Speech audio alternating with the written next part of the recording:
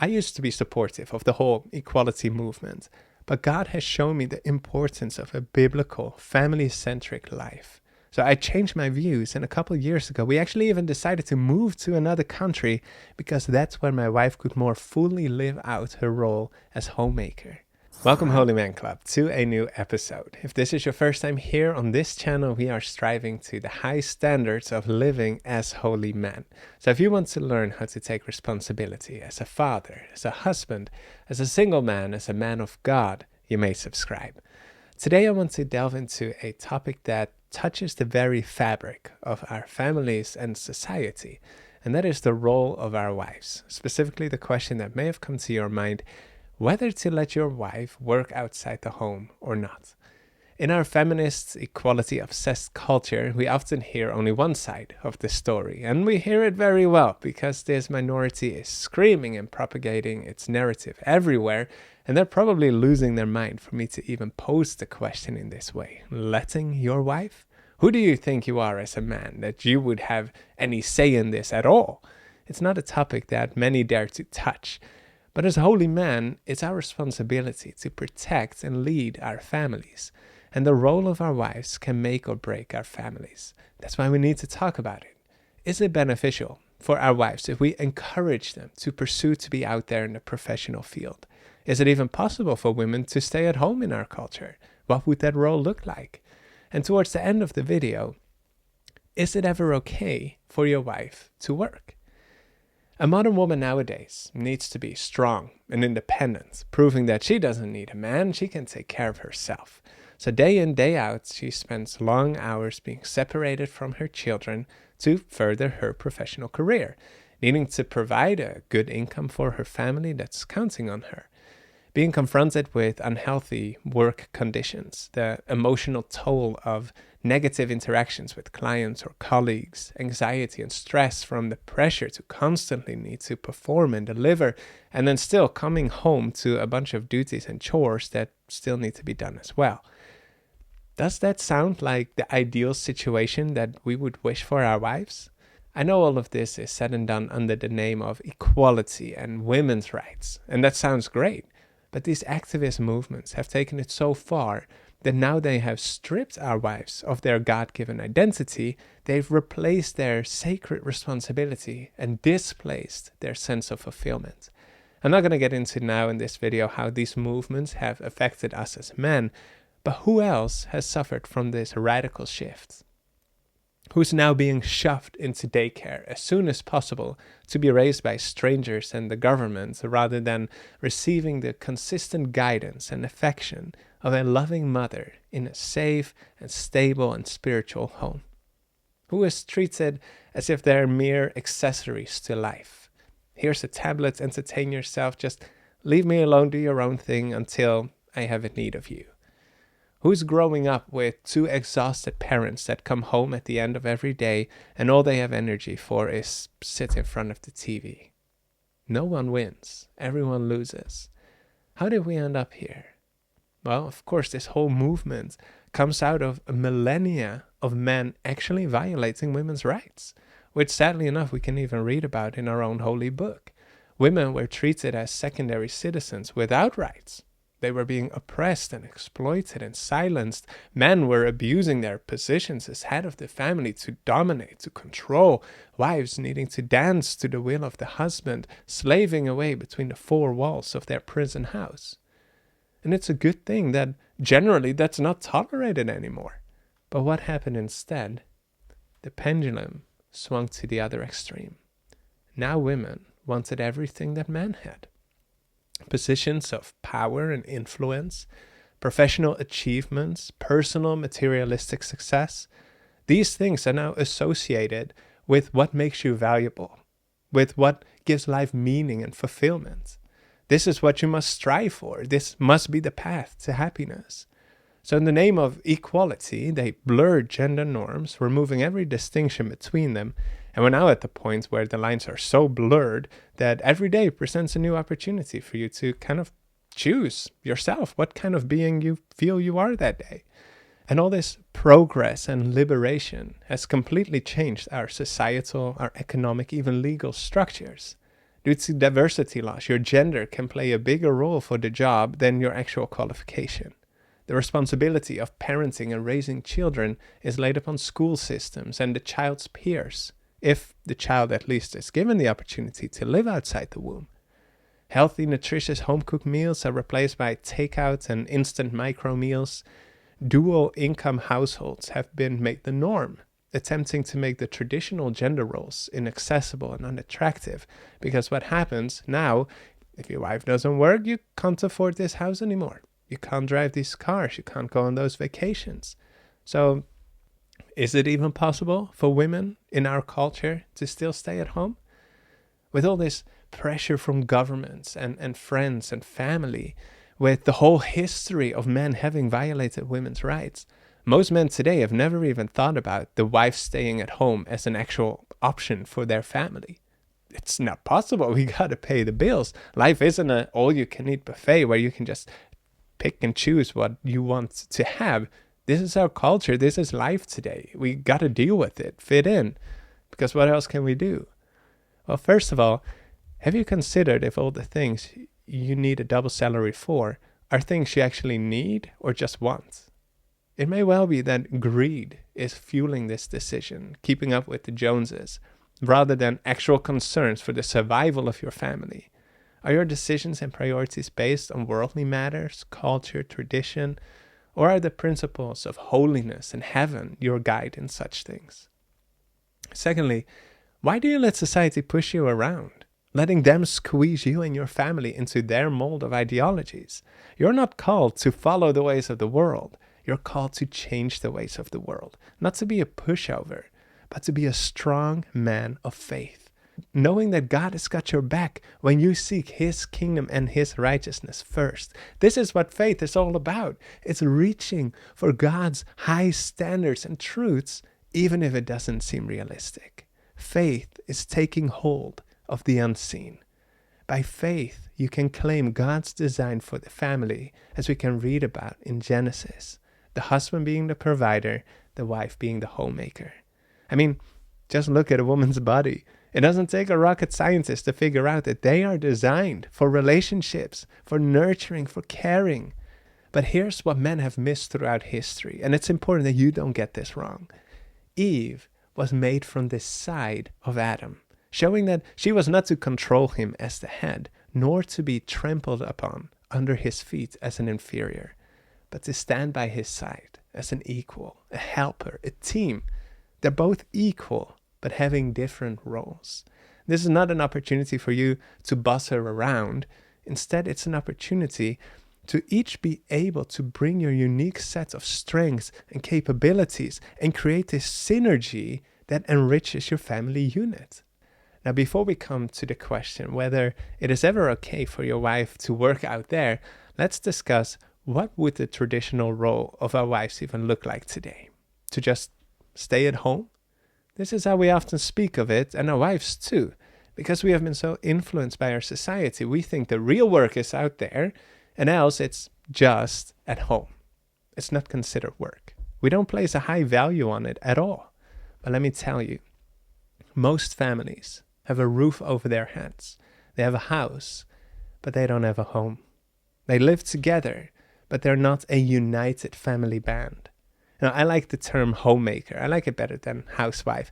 But maybe for men's brains to value it more properly, we should think of it as home managing director or something, because it's a lot of responsibilities that come with it. Now, every day I'm working here in my home office, and around 1:30 I hear a voice from upstairs, "Food is ready and warm." And I come up and there's this beautiful, healthy, tasty, home-cooked meal on the table where we gather together as a family. For me, the meal just appeared. But there's a bunch of logistics behind it. Groceries needed to be done. She's learning recipes, experimenting with flavor combinations, planning that we eat varied and get all the nutrients we need. And then, of course, the actual cooking time itself. But she goes above and beyond that because often she includes my son in the food prep so he can learn to cook and develop his usefulness.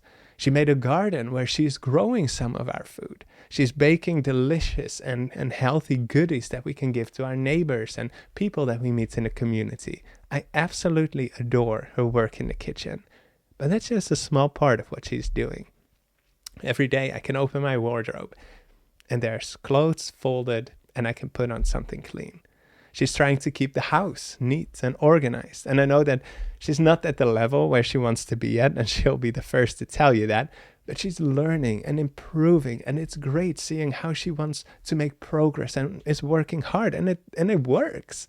A clean surrounding, free from clutter, does wonders for the mind. We all function better, we're happier, more peaceful. It warms my heart to see them do so many things together, just having fun or learning new skills, seeing them sit together, learning how to draw with their instruction books and their pencils and like shading tools that I've never seen before. Them learning how to play piano, learning how to read notes, or doing this 7-minute exercise together with this app that we have for it, or having fun out in the snow. He's got this doctor uniform that he loves to play with, so now they're learning different natural remedies and treatments. It's amazing. And our son, he loves to read and write and do math. And even though he's not yet at school age, he had a goal last year where within 3 months, he wanted to complete 35 school papers that my wife would make for him with equations and writing exercises, all that kind of stuff. Really great. He absolutely loved it. And he's looking forward a lot to later this year when he's going to actually officially start his homeschooling. But to me, the most important thing is that I know that my son is in the most caring hands, being trained in the ways of the Lord.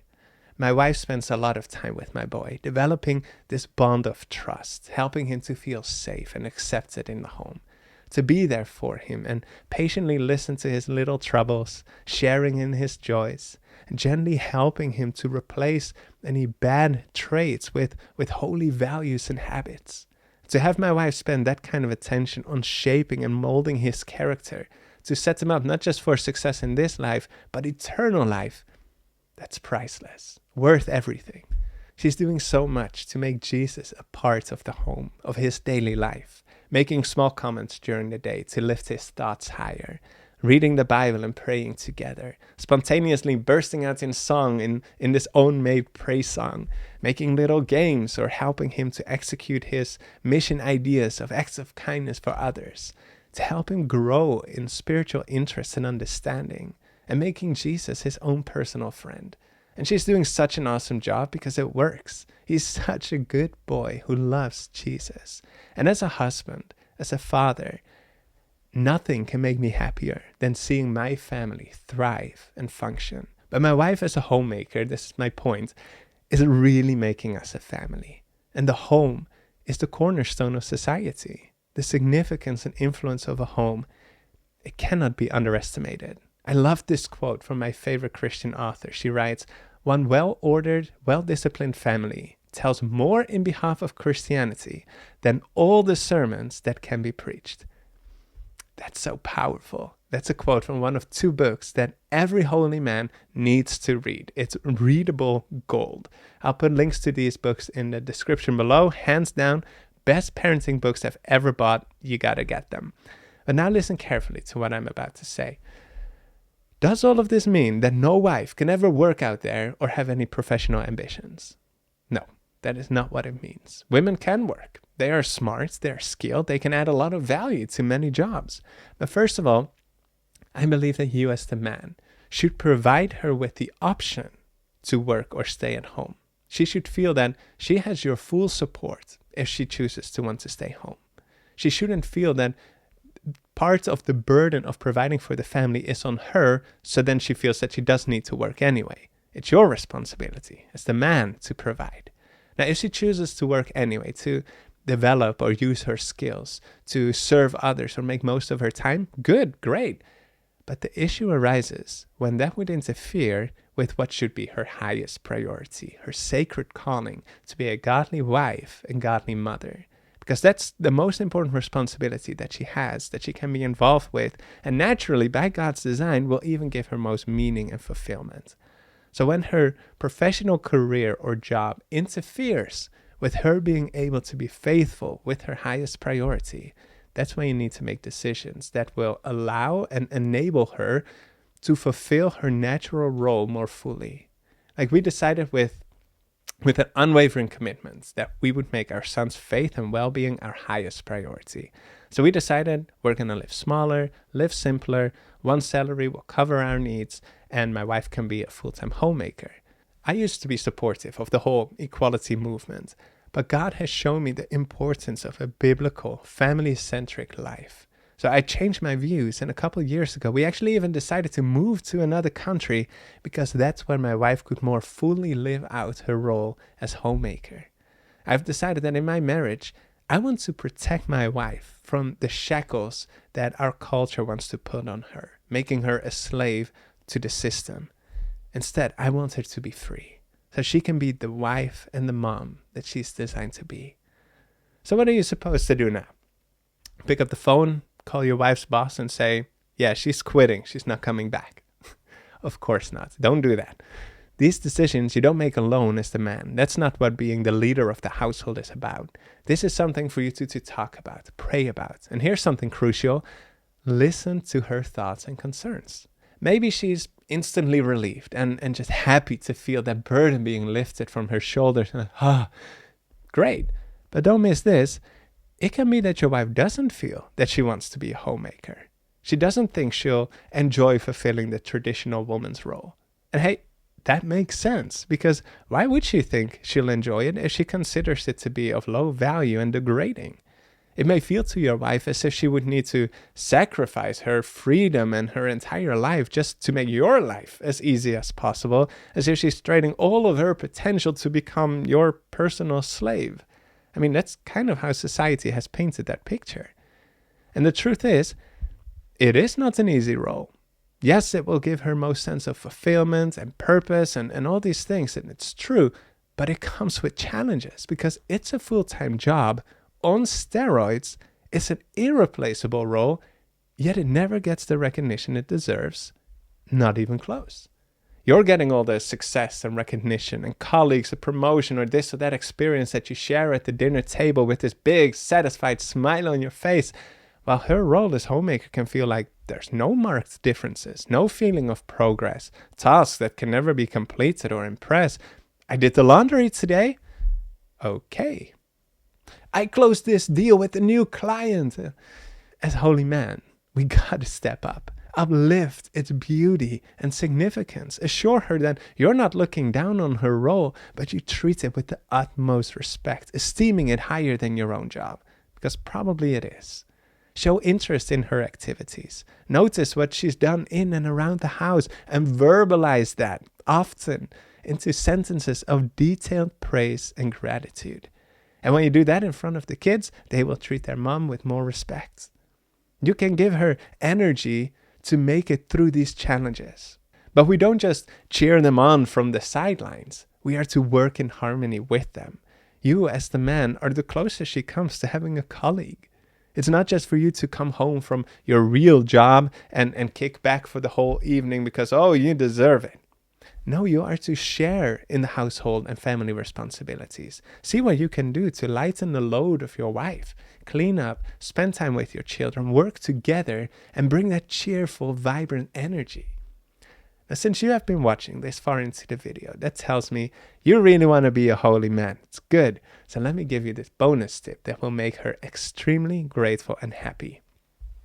Ready?